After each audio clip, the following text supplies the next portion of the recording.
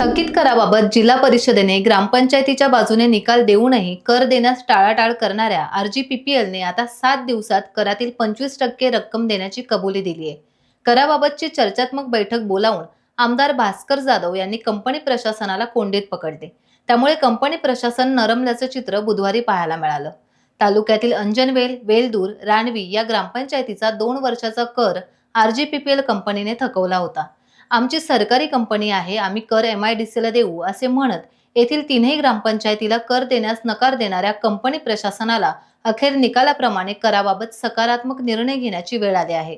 अंजनवेल ग्रामपंचायत सभागृहात 3ही ग्रामपंचायतीचे सरपंच, उपसरपंच, सदस्य आणि प्रमुख ग्रामस्थांसमवेत आमदार भास्कर जाधव, जिल्हा परिषद माजी सदस्य विक्रांत जाधव यांनी RGPPLच्या अधिकाऱ्यांसमवेत बैठक बोलावली होती.